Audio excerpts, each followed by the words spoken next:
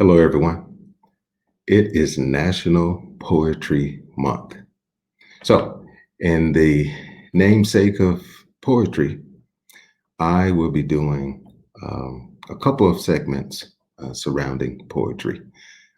As many of you know or may know, this website pretty much evolved or derived from writing poetry. I found poetry to be quite therapeutic. It was assisting me in a plethora of ways to help me deal and overcome a couple of life events that I had recently experienced at the time.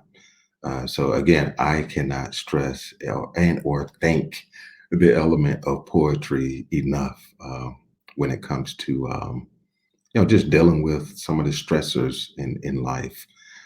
So throughout this month, I'm going to take advantage um, of the platform to again bring certain elements of poetry to you, as well as a few others. So with that, I do have a poem that I would like to recite. That's one of the things that National Poetry Month um, advocates and pushes and promotes, the reciting of poems and such. So with that, the poem that I like to recite is titled Your Presence is Present. It's a poem that I wrote for a special lady in my life, my wife. We have been through a lot, so many relationships out there, specifically marriages, are, just having to deal and overcome so much. So much is going on in the world, distractions, and the list goes on and on. So, with that, again, your presence is present, is what I'll be reciting. You appeared virtually out of nowhere amid countless people. You suddenly seemed to be the only one there. It felt like hours had passed by the time you reached the area of my seat. I relished every second to conciliate my heartbeat. Ironically, you sat next to me. Your presence was somewhat captivating, emitting a magical allure, like a blazing fire, a potion sparking an uncanny desire. It created the need for knowing more about your majestic demeanor, not just a name, but something more fruitful, as if you were sent en route to another level. Years have passed.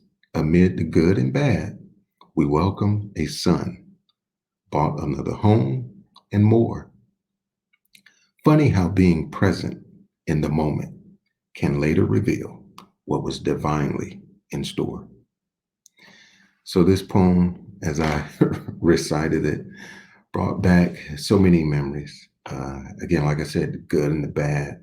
And again, in relationships, um, especially in marriages, we have to deal with stuff, deal with things, and be it communication issues, whatever the case may be. There's just so much um, out there that could allow you to lose sight of some of the things that really matter, or in this case, that really drew you, I should say, to that particular person. So again, that was my poem, dedicated in honor of this month, National Poetry Month. So many others are to come. So stand by. And as always, take care. And thanks for continuing to support lifewriting.com.